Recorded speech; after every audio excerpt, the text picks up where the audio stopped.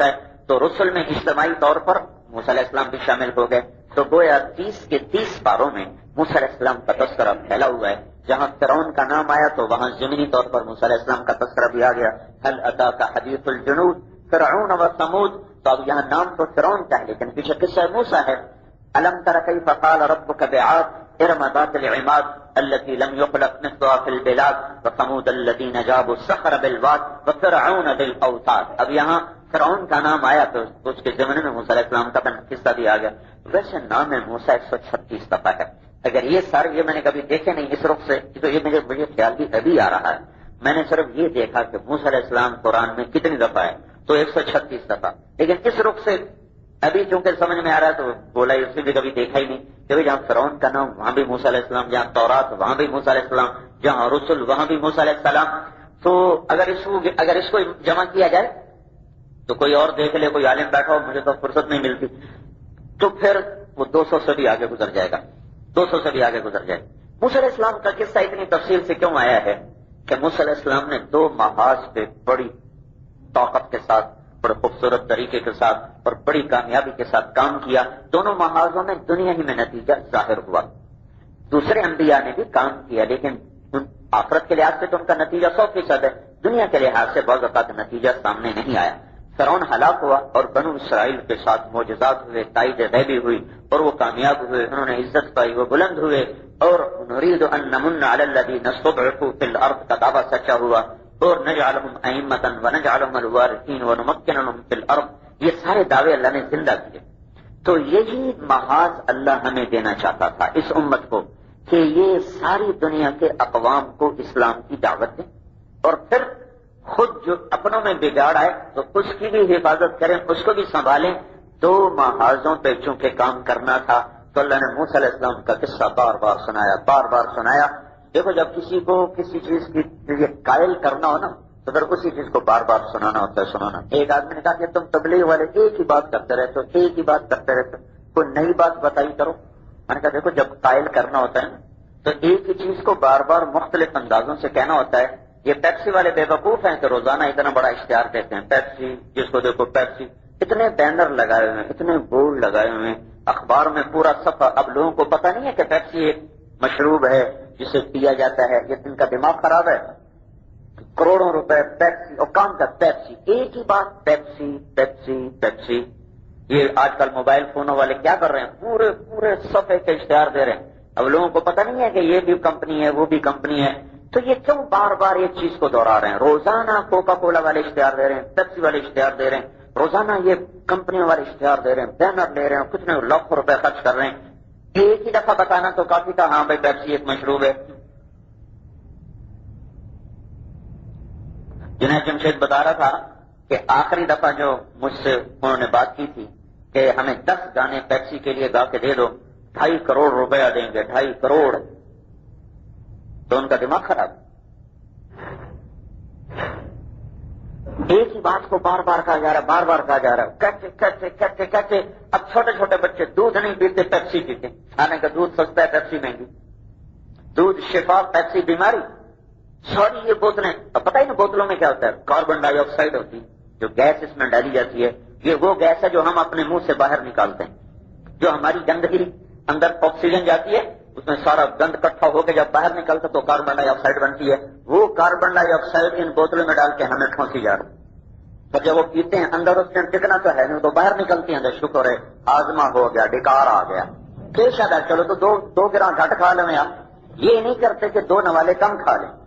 2 نوالے زیادہ کھاتے تو 7 اپ پیندن کو گیس سرانا تو ہے کوئی نہیں, وہ نکل دیے باہر. شکر ہے ہاضمہ ہو گیا, ڈکار آ گیا. اللہ کا بندہ تو 1 گرام تھوڑا سا کھانا یار. خود بیماریاں اپنے اندر ڈالتے ہیں. پھر اس میں کتنی کیلریز ہوتی ہیں, کتنے اس میں چینی ہوتی ہے, وہ ایک الگ مصیبت اور تباہی ہے. لیکن یہ دعوت کی طاقت ہے, دعوت کی طاقت کے دودھ جیسی صحت مند چیز اور اس سے سستا وہ پینے والے کوئی نہیں. اور پیپسی پیپسی پیپسی کوک 7 اپ پینے والی دنیا کیسا پاگل کیا ہے. یہ دعوت کی طاقت ہے. ایک ہی بات کہہ رہے ہیں, ایک ہی بات کہہ رہے ہیں. تو اللہ تعالیٰ نے بھی یہی اسلوب. میں چھوٹا تھا نا کوئی تقریباً 5ویں میں پہنچ گیا تو میرے والد صاحب رحمۃ اللہ علیہ نے مجھے کہنا شروع کیا، بیٹا تو ڈاکٹر بننا ہے، تو ڈاکٹر بننا ہے، تو ڈاکٹر بننا ہے، تو ڈاکٹر بن گیا، تیرا اے ہو جانا ہے، تیرا اے ہو جانا ہے. اتنا سنایا کہ میں یوں سمجھا کہ بس میں دنیا میں پیدا ہی اس لیے ہوا ہوں کہ مجھے ڈاکٹر بننا. تو یہ انسانی نفسیات ہے کہ ایک چیز غلط سنے گا اثر لے گا، بار بار سنے گا اثر لے گا، صحیح سنے گا اثر لے گا. اب چونکہ صحیح کہنے والے کوئی نہ رہے ہیں تو جھوٹوں نے بازار پہ قبضہ کر لیا، سچ کے دائی نہ رہے تو باطل کی دعوت پھیل گئی، روشنی کرنے والے نہ رہے تو اندھیرا چھا گیا. تو اللہ تبارک و تعالیٰ بھی ہمیں بار بار سناتا ہے نبیوں کے قصے، بار بار. حیرت کی بات ہے، کسی ایک فرض، نماز فرض ہے، روزہ فرض ہے، حج فرض ہے، زکات فرض ہے، کسی جو پلر ہے نا ہمارے پلر بنیادی، کسی ایک کی بھی تفصیل کوئی نہیں موجود. نماز کیسے پڑھنی ہے، کب پڑھنی ہے، کوئی تفصیل نہیں. حج جو کرنا ہے کس تاریخ کو کرنا ہے، کوئی نہیں. کیسے کرنا ہے، کوئی نہیں. اشارے ہیں.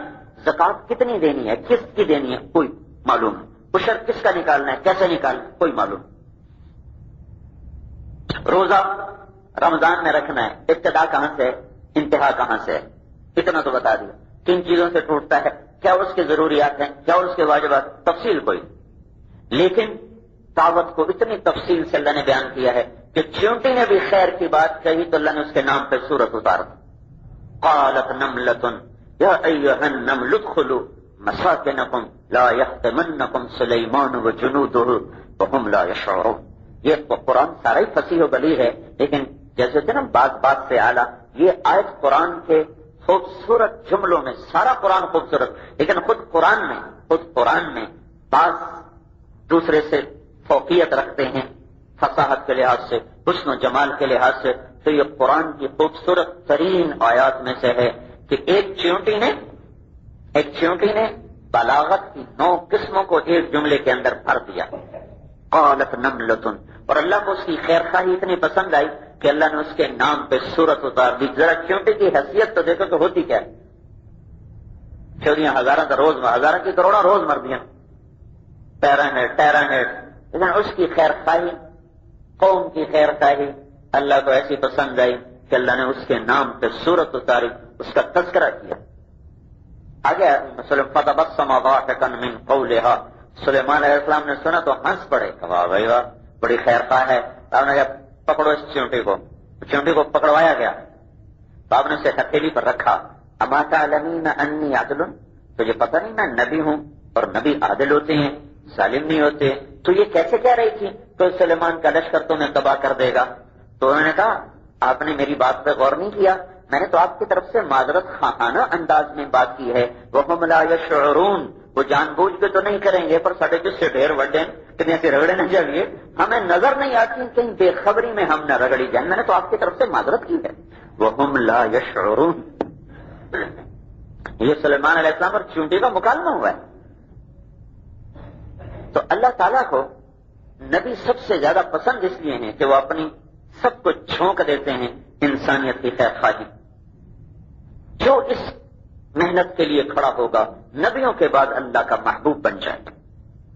تو لوگوں کو جہنم سے بچانے کے لیے ایک آدمی بیٹھا ہوا ہے کہ میری زراعت کیسے بڑھ جائے، میری آمدن کیسے بڑھ جائے، یہ مل کیسے زیادہ پروڈکشن دینے لگ جائے، یہ دکان کیسے زیادہ پیسے دینے لگ جائے، یہ کاروبار کیسے تیز رفتاری سے چل جائے.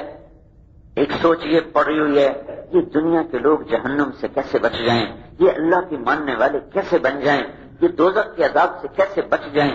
کتنی عالی شان سوچ ہے میرے، سبحان اللہ. نبیوں والی سوچ ہو گئی، نبیوں والی سوچ. ہدہد وہ ایک کافر قوم کی خبر لایا اور ان کا خیر خواہ بن کر آیا. ہدہد ہی ذریعہ بنا قوم سبا کے کفر سے نکلنے کا. تو اللہ پاک نے ہدہد کا قرآن میں ذکر کر دیا اور پوری کہانی سنائی. ہدہد کی اللہ نہ سناتا تو قرآن کے کمال میں کیا کمی آ جاتی. وہ ایڈا سارا تفق ہوئے شدہ ہے. تفقد الطیر، کیا شہنشاہی ہے کہ پرندوں کی بھی حاضری ہو رہی تھی. یہاں انسانوں کی حاضری ہوتی، وہ پرندوں کی بھی حاضری ہوتی، جنات کی بھی حاضری ہوتی، پرندوں کی بھی حاضری. موسیٰ بن نصیر سے کسی نے پوچھا تو نے بڑی دنیا میں فتوحات کی، سفر کیے، کوئی واقعہ عجیب و غریب سناؤ۔ کہنے کہ ہم ایک جزیرے پر پہنچے تھے تو وہاں بہت سارے مٹکے پڑے ہوئے تھے، بند پڑے ہوئے تھے۔ ہم نے کہا یہ کیا بلا ہے؟ تو ہم نے ایک مٹکے کو اٹھا کے اس کا ڈھکن جو توڑا تھا، شن کر کے کچھ بلا نکلی، ایک جن، اور کہہ رہا ہے یا نبی اللہ میں پھر کبھی نہیں کروں گا، مجھے معاف کر دو، میں کبھی نہیں کروں گا، مجھے معاف کر۔ پھر ہمیں دیکھ کر کہنے کا لا ارا بہا سلیمان، یہ تو سلیمان کا دربار نہیں نظر آتا، اور پھر ایسا بھاگا کے پیچھے مڑ کے نہ دیکھ، جو جنات اور جانور اور درند اور برند پر پرندوں کی حاضری ہوئی، ہدہد غائب، ماری اللہ ارا الہدہد، ہدہد کہاں ہے؟ انہوں نے کہا جی ہمیں تو پتہ کوئی نہیں۔ اچھا ان کان من الغائبین، غائب ہو گیا ہے، لأعذبنہ عذابا شدیدا، آئے تو صحیح، زبردست پٹائی کروں گا، او لأذبحنہ، یا ذبح کر دوں گا۔ اگر تو گیا ہے کسی کام اور پوچھ کے نہیں گیا ہے، پٹائی ہوگی۔ ایسے مٹر گشت کرنے گیا اور بتائے بغیر گیا تو ذبح ہو جائے گا، کنی چڑھ جیسی۔ اور او لیاتینی بسلطان مبین، بس ایک ہی شکل میں چھٹی دے سکتا ہوں کہ کوئی اچھی خبر لائے تو پھر چلو بن اجازت جانے کی معافی دے دوں، ورنہ آج اس کی خیر نہیں، یا پٹائی یا ذبح۔ جب ہدہد واپس آیا تو پرندوں نے کہا بچوں خیر منا، آج تیری خیر، یا لتر یا کباب، ایک شے ضرور تو بڑھنا، تیری غیر حاضری لگ چکی، تیری ہوگی پٹائی۔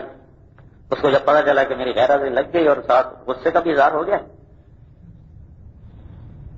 تو وہ آیا دربار میں، سیدھا آ کر اور یوں گرا تو پر ایسے پھیلا دیے، پاؤں ادھر کر دیے، اور ایسے گردن ٹیڑھی کر کے نا سلیمان علیہ السلام کو رحم بھری نظروں سے دیکھنے لگے۔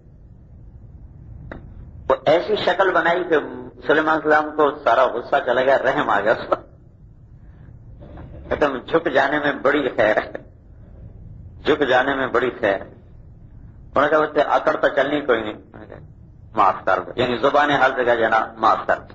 موسیٰ علیہ السلام، سلیمان علیہ السلام کا جب غصہ ٹھنڈا ہو گیا تو پھر وہ اس نے چڑھائی کی کہ انی احط بما لم تحط بہ، جناب وہ خبر لایا ہوں جس کی آپ کو بھی خبر نہیں ہے۔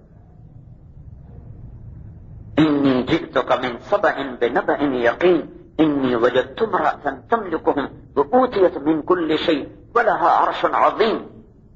میں ایک ملکہ کو دیکھ کر آیا ہوں، بڑا عالیشان تخت ہے، اور مصیبت ایک بیچارے سورج کی پوجا کر رہے ہیں، آپ یہاں نبی ہیں، وہ وہاں سورج کے پجاری ہیں، تو آپ ان کی خبر کیوں نہیں لیتے؟